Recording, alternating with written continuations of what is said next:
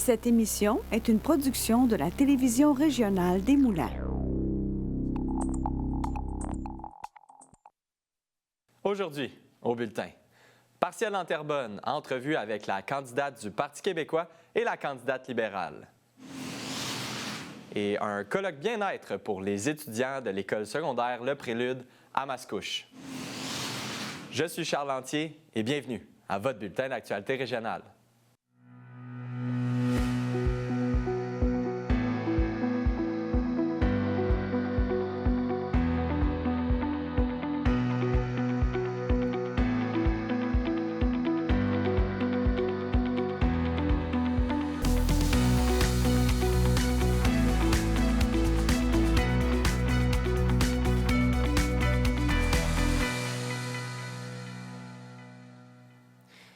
Bonjour, Mesdames, Messieurs. L'élection partielle dans Terrebonne approche à grands pas. Rappelons que la date du scrutin est prévue pour le 17 mars prochain.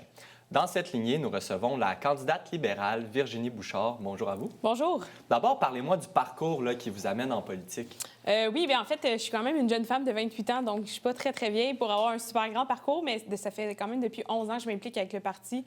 J'ai décidé à l'âge de 16 ans de faire mes couleurs, de trouver les valeurs avec un parti, donc j'ai choisi le Parti libéral depuis 11 ans. J'ai fait beaucoup de postes. Je suis actuellement présidente aussi régionale pour la Naudière. Comment vous entrevoyez un petit peu cette campagne-là de long en large?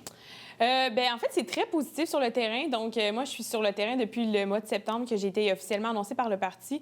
Donc, je fais du porte-à-porte, rencontre les entreprises et tout. Je suis vraiment très contente des résultats à date. Parfait.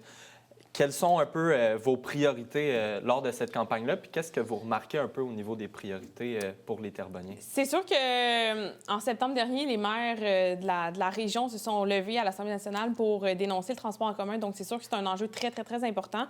Autant pour...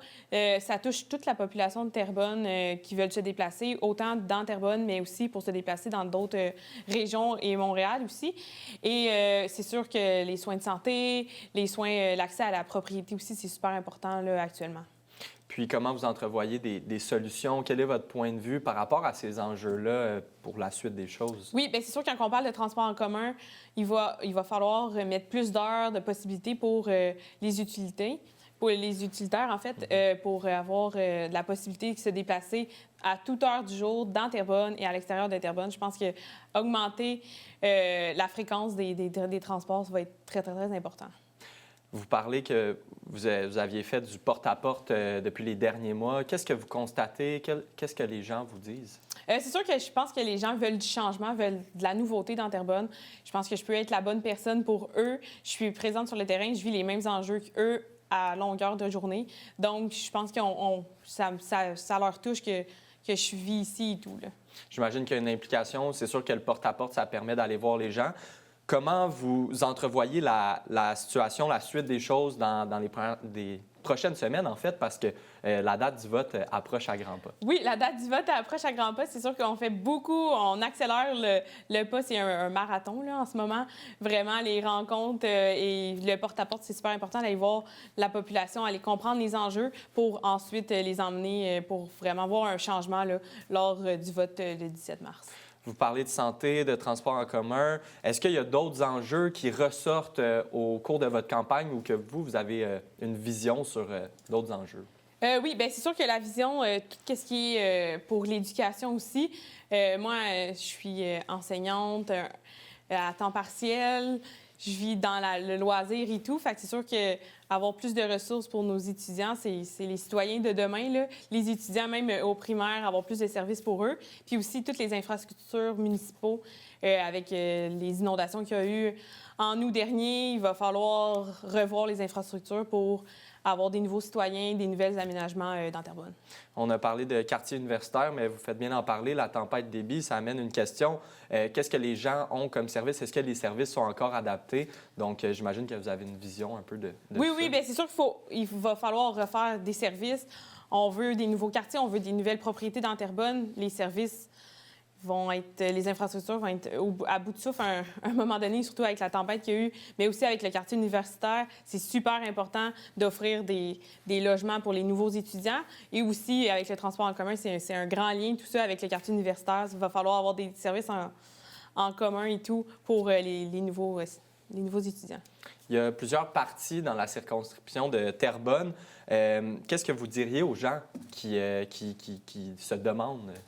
Oui, bien, nous, on est quand même un parti de l'économie avec tout ce qui se passe actuellement. Je pense qu'on peut être là pour la population. Moi, je suis une fille de la région. J'ai toujours vécu ici. Je vis les mêmes enjeux qu'eux. Donc, c'est sûr que moi, je vais être présente.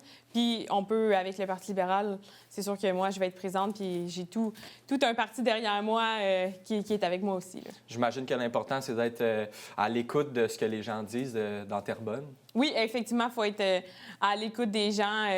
Tout le monde a un enjeu, un petit souci. C'est jamais parfait pour personne, mais quand même, c'est vraiment important d'aller voir les gens et de comprendre les enjeux. Donc, on le rappelle, 17 mars, la date du vote. Donc, j'imagine que vous allez vous préparer pour tout ça, pour les semaines à suivre dans les prochains... Effectivement. Je suis tous les jours sur le terrain à aller rencontrer les gens. Super. Bien, merci beaucoup pour votre passage en studio aujourd'hui. Bonne journée.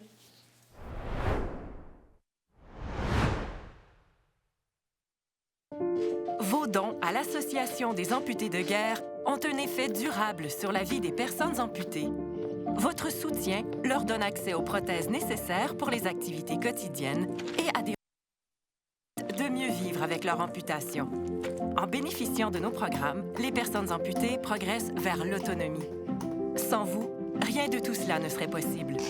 Pour en savoir plus sur la portée de votre appui, visitez le amputédeguerre.ca.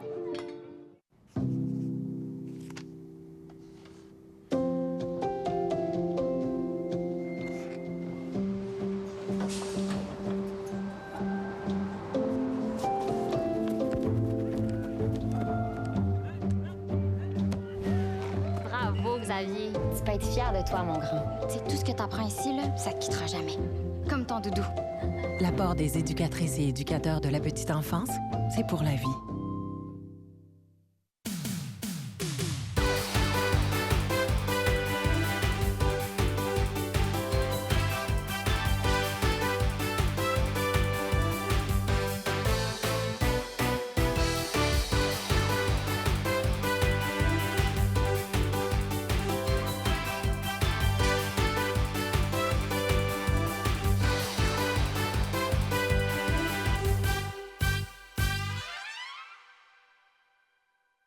Bonjour, je m'appelle Megan. J'adore la natation, la gymnastique et la bicyclette. Parfois, je dois faire les choses différemment. C'est l'Association des amputés de guerre qui me donne les prothèses dont j'ai besoin pour faire mes activités préférées. Tout ça est possible grâce à la générosité du public. En donnant aux amputés de guerre, vous aidez les enfants amputés comme moi. Merci!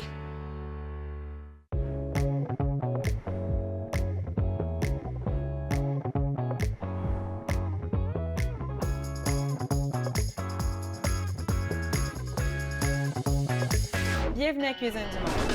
Oui, c'est exact. Je comprends. Je dois dire que c'est très piquant. Ça bouge sur le table. Parce que la cuisine, c'est le patage. Oui. C'est vraiment très, très bon. Bon appétit.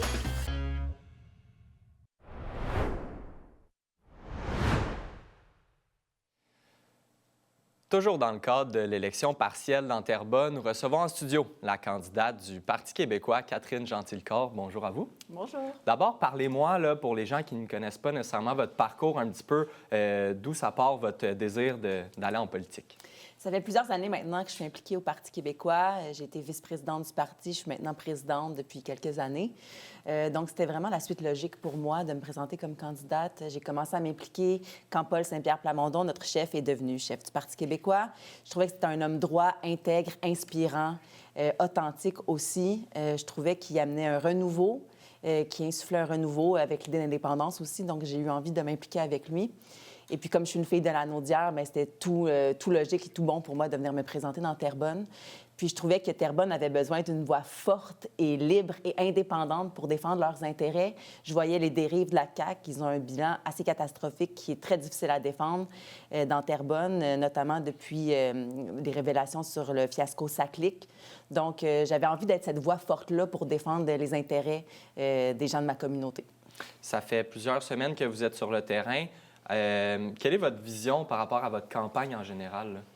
Bien, écoutez, on est sur le terrain depuis le mois de novembre déjà avec le Parti québécois. J'ai eu le temps d'aller à la rencontre des citoyens, j'ai eu le temps de rencontrer les organismes, aussi les compagnies d'ici. Puis ce qu'on me dit surtout, c'est ça, c'est que le bilan de la CAQ est difficile à défendre. C'est qu'il y a toutes sortes d'enjeux qui n'ont pas avancé dans Terrebonne, qu'on pense au transport en commun. Ça a été un gros zéro pendant 7 ans. Là, il y a des coupures aussi. On me parle à tous les jours de l'effet des coupures sur la vie des citoyens. Coupures en santé, coupures en éducation aussi. Donc, je sens que les gens sont mûrs pour du changement, puis qu'il y a une grande ouverture, puis on a des très bonnes discussions au quotidien avec les gens de Terrebonne. J'imagine qu'au gré du temps, au fil de votre campagne et du porte-à-porte, est-ce que votre vision a changé avec les enjeux que les citoyens de Terrebonne vous amènent? Ça n'a pas changé, mais ça a confirmé beaucoup de choses. Je parlais de la santé. Les gens sont très préoccupés. Déjà que l'hôpital Pierre-Le-Gardeur, là, qui dessert la population ici dans Terrebonne, avait un des taux d'occupation les plus élevés au Québec de leur urgence, toujours autour de 175 % environ. Là, on a annoncé des coupures. On a demandé au CIS de la Naudière de réduire son budget de 38 millions d'ici la fin du mois de mars. On a coupé 117 postes aussi de manière permanente. Ça inquiète évidemment les citoyens. On m'en parle beaucoup. Non seulement ça, mais à l'hôpital Pierre-Le-Gardeur, le département de radiologie est maintenant fermé entre 16 h l'après-midi et 7 h le matin. C'est inacceptable. Ça prend une voix forte pour talonner le gouvernement et dire on ne peut pas accepter ces coupures-là en santé. Le fiasco Saclic, on est à 1,1 milliard, 500 millions de dépassement de coûts et on continue de compter. Et puis, c'est 1,5 milliard là, qu'on annonce comme coupe dans le système de santé. 1 + 1 fait 2. C'est important qu'on puisse défendre ces enjeux-là. Même chose pour l'éducation, très important. La démographie explose dans Terrebonne, beaucoup de jeunes familles. On coupe en éducation, c'est 660 millions là, qui ont été annoncés en coupe en éducation à travers le Québec. Puis ici, dans Terrebonne, c'est 2 écoles primaires qui ne seront pas construites. C'est important qu'on puisse talonner et dire qu'on veut les construire. Puis, outre ça, bien, des enjeux plus locaux. Réappropriation des espaces verts. J'en entends beaucoup parler. Le golfe du Boisé, là, qui est abandonné depuis 15 ou 20 ans, plusieurs années. Le champ de tir qui appartient au fédéral et puis qui doit être décontaminé. C'est 2 beaux grands terrains vastes où les familles pourraient passer du temps de qualité, où on pourrait aménager des espaces pour les familles de Terrebonne ou peut-être même construire des écoles. On a besoin de construire ces écoles-là éventuellement. Donc, ça, c'est des enjeux peut-être plus locaux dont on me parle souvent. Un mur coupe-son aussi sur l'île Saint-Jean, entre autres, pour bloquer le bruit de la 640. On m'en parle énormément. Ça découle, c'est la responsabilité du ministère des Transports. Donc, très important aussi qu'on pousse là-dessus puis qu'on s'assure que ce soit fait. Donc, oui, ça a éclairé mon regard, je dirais, puis confirmé aussi certains enjeux nationaux évidents qui ont des répercussions très, très concrètes sur les gens de Terrebonne. Rapidement, comment vous voyez la suite des choses là, d'ici la date du scrutin? Bien, je continue à faire ce qu'on fait depuis le mois de novembre. On est sur le terrain, on est proactif. Chacune des rencontres que je fais est extrêmement riche. On continue de débattre des enjeux, puis on continue de mettre aussi la CAQ devant son bilan catastrophique. Il y a des coupes qui sont en train d'être faites et qui ont un impact sur la vie des gens. C'est important qu'on soit une voix forte pour ces gens-là. Puis moi, je suis extrêmement motivée à défendre les intérêts des gens de Terrebonne. Leurs enjeux sont vraiment mes enjeux. C'est ma famille qui habite ici. Puis j'ai l'intention de travailler très fort jusqu'au bout. Parfait. Mais je vous remercie de votre passage en studio aujourd'hui, Mme Gentilcore, très apprécié. Et puis, on va surveiller le reste de cette course à la partielle dans Terrebonne. Je vous remercie.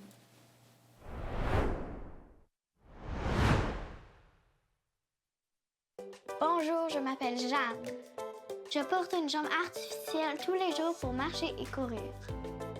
L'Association des amputés de guerre me donne les prothèses dont j'ai besoin pour faire du basketball, du soccer et de la randonnée en famille. Je peux faire tout ce que j'aime grâce à votre générosité. Quand vous donnez aux amputés de guerre, vous aidez les enfants comme moi. Merci.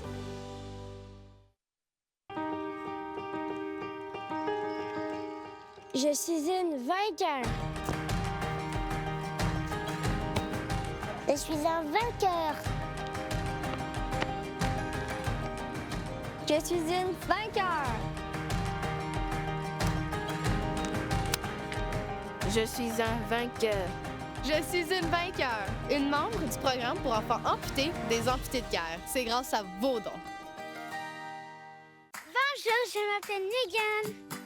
J'adore la natation, la gymnastique et la bicyclette. Parfois, je dois faire les choses différemment. C'est l'Association des amputés de guerre qui me donne les prothèses dont j'ai besoin pour faire mes activités préférées. Tout ça est possible grâce à la générosité du public. En donnant aux amputés de guerre, vous aidez les enfants amputés comme moi. Merci!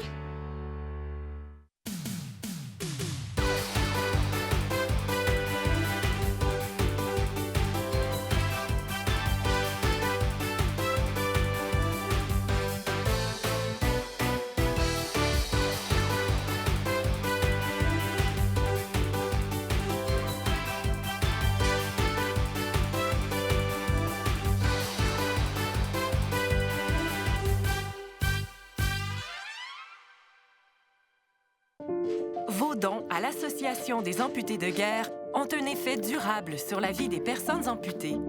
Votre soutien leur donne accès aux prothèses nécessaires pour les activités quotidiennes et à des de mieux vivre avec leur amputation. En bénéficiant de nos programmes, les personnes amputées progressent vers l'autonomie. Sans vous, rien de tout cela ne serait possible. Pour en savoir plus sur la portée de votre appui, visitez le amputédeguerre.ca.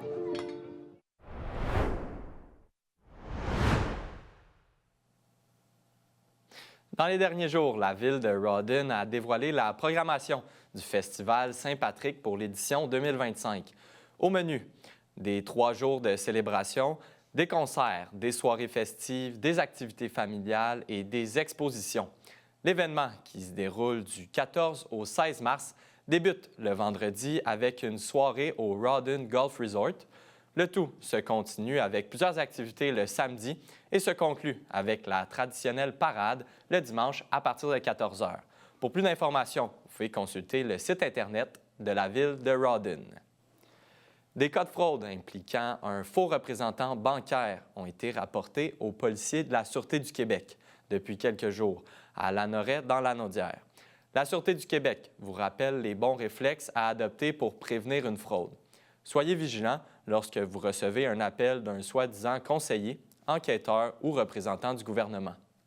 Méfiez-vous si vous recevez un appel ou un courriel d'un membre de votre famille qui a besoin d'aide, exemple petit-fils, nièce.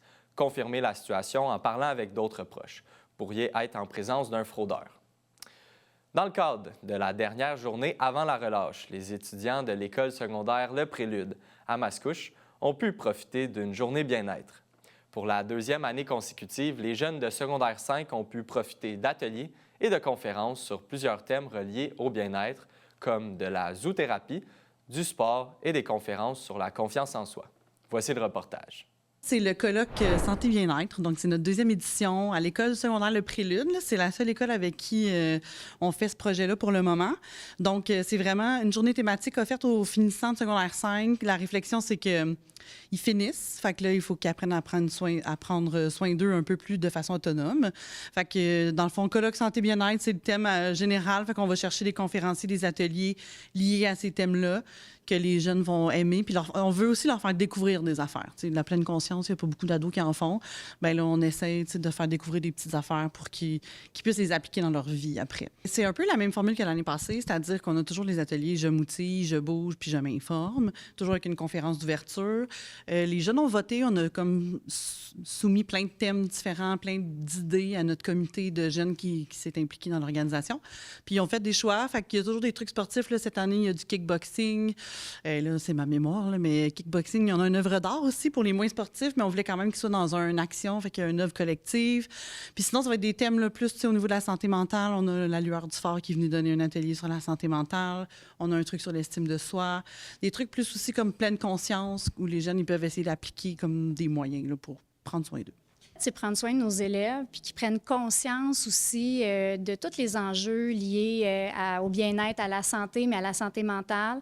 On ne se cachera pas que dans la société, les enjeux d'anxiété, c'est majeur, c'est partout autour de nous. Puis là, bien, on veut prendre soin d'une transition qui s'en vient du secondaire vers le cégep, vers le monde du travail ou vers différents parcours. C'est une belle pause pour prendre conscience de tout ça, puis voir un peu à travers les ateliers proposés, qu'est-ce qui nous touche puis qui nous rejoint dans la gestion de notre stress et de notre anxiété. Aujourd'hui, qu'est-ce qu'on fait? C'est l'atelier qui s'appelle Bien dans ma zone. Puis c'est un atelier qui a vraiment rapport un peu avec mon style artistique. Moi, je suis vraiment dans le surréalisme et tout. J'aime tout ce qui est galactique. Puis c'est ça la thématique du projet. Honnêtement, qu'est-ce que je remarque le plus, c'est que c'est la discussion. Ça les permet de s'évader, littéralement. On observe aussi que c'est comme un endroit thérapeutique pour eux. Les jeunes, ils se sentent en sécurité, ils s'expriment. Puis bizarrement aussi, mais pas bizarrement, mais magiquement, on observe que comme leur création en dit beaucoup. Puis c'est parfois même choquant de voir qu'est-ce qui sort là. Il y en a beaucoup qui sont dans les étoiles. Puis ensuite, je les demande pourquoi. Ben, ils sont comme, moi, je réfléchis beaucoup quand je suis seul et tout. Puis il y en a beaucoup qui ont un genre de processus créatif pour de vrai. Et ils ont de la profondeur qu'on croit qu'ils n'ont pas parce que c'est des enfants et tout. Mais c'est ça que j'observe beaucoup de profondeur, ouais. Moi, j'ai été invitée, dans le fond, par l'École Le Prélude, dans le cadre de leur colloque, pour offrir un atelier sur l'estime de soi qui s'appelle La Bulle Super Moi. C'est un atelier qui permet aux jeunes de réfléchir sur leur propre estime, comprendre ce que c'est, puis surtout développer des stratégies pour améliorer leur estime d'eux-mêmes. On va aller développer des stratégies, par exemple, l'importance de savoir c'est quoi ses qualités, ses forces, ses faiblesses, ses aptitudes, puis voir dans notre sac à dos un peu c'est quoi notre bagage, quelle situation on a déjà surmonté pour avoir confiance qu'on sera capable d'en surmonter d'autres dans notre vie. À la fin de l'atelier, j'ai demandé aux jeunes ce que ça leur avait apporté. Ce que j'ai eu comme commentaire, entre autres, c'est que ça leur avait permis de mieux se connaître. C'est la base de l'estime de soi, c'est la connaissance de soi. Que ça leur avait permis de questionner leur discours interne, comment ils se parlaient, des fois de façon très dure, de développer un discours plus bienveillant envers eux-mêmes, de reconnaître leurs forces, puis de repartir avec un petit peu plus de confiance qu'ils ont déjà des outils, des ressources dans leur sac à dos. Moi, étant l'infirmière dédiée à l'école ici au Prélude, j'en ai profité pour venir faire une petite table pour présenter les services qu'ils ont droit d'obtenir directement ici à l'école, donc qui ressemblent un peu aux services qui sont offerts à la clinique des jeunes, donc tout ce qui touche contraception, les dépistages pour les infections transmissibles sexuellement et par le sang, les questions en lien avec la sexualité, contraception d'urgence et tout ça. Donc, il y a plusieurs élèves qui me connaissent à l'école, mais il y en a d'autres qui ne sont pas au courant que je suis présente ici à l'école. Donc, pour moi, c'était une opportunité là, de me faire connaître puis de pouvoir être plus accessible pour eux. Les commentaires, en tout cas, de l'édition de l'année passée, les commentaires, les jeunes, ils étaient très, très positifs. Ils ont dit, il faut refaire ça plus souvent. Ils viennent vraiment chercher des choses, ils essayent des affaires, puis ils l'apprécient. Là. On le sent, là, une espèce de vibe positive. Là. Les jeunes, ils ont vraiment une appréciation de ce qu'ils vivent. Puis l'école aussi, là, les enseignants, on n'a que des commentaires positifs. Tout le monde trouve que ça a vraiment sa place, puis que ça devrait même être un peu partout dans toutes les écoles. On a pris les commentaires, les moins bons ateliers, on les reconduit pas.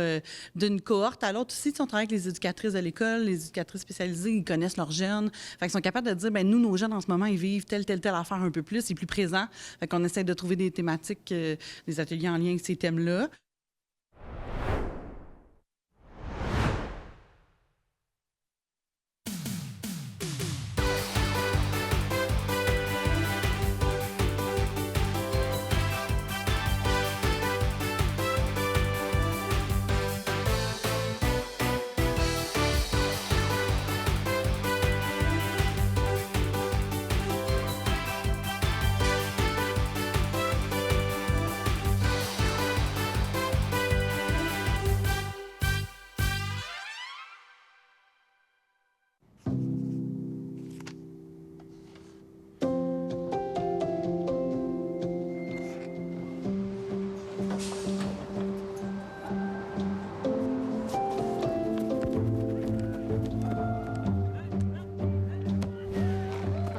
Xavier, tu peux être fier de toi, mon grand. C'est tout ce que t'apprends ici, là, ça te quittera jamais.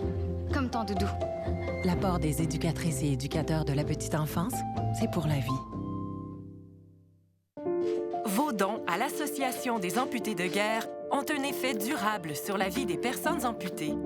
Votre soutien leur donne accès aux prothèses nécessaires pour les activités quotidiennes et à des de mieux vivre avec leur amputation.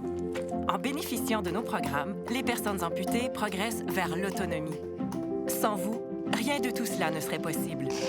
Pour en savoir plus sur la portée de votre appui, visitez le amputédeguerre.ca. Rendez-vous sur le site de tvrm.ca. Consultez votre programmation, vos émissions et l'actualité dans l'anneau d'hier. Si vous désirez revoir ou si vous avez manqué un épisode, n'ayez crainte, toutes vos émissions se retrouvent sur votre site Internet. Devenez membre de TVRM, c'est contribuer au développement de sa mission et de sa communauté. Ne manquez pas votre bulletin en direct le mardi et le jeudi midi pour être informé de tout ce qui se passe dans votre région et plein d'autres émissions sur votre communauté. La télévision régionale des Moulins, pour voir et être vue.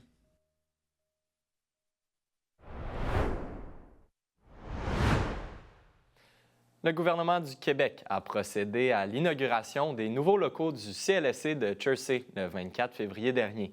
Ces rénovations majeures, dont le coût total s'élève à plus d'1,7 million, ont permis d'ajouter plusieurs locaux essentiels et de réaménager les espaces existants pour répondre aux besoins croissants des citoyens et citoyennes de la région, tout en améliorant l'accès aux professionnels et aux professionnels de la santé. Parmi les nouvelles installations, on retrouve notamment une salle de réanimation, une salle de gynécologie et une salle de triage. La Ville de Terrebonne annonce le lancement d'une démarche visant à élaborer sa première politique de consultation publique et de participation citoyenne. Cette initiative guidera les actions de la Ville en matière d'information, de consultation et de participation active des citoyens. Le maire Mathieu Traversy a déclaré qu'il croit que la participation citoyenne est essentielle pour bâtir une communauté forte et dynamique. Les citoyens sont invités à participer au sondage concernant cette politique afin de partager leurs idées et leurs préoccupations jusqu'au 21 mars sur le site de la Ville.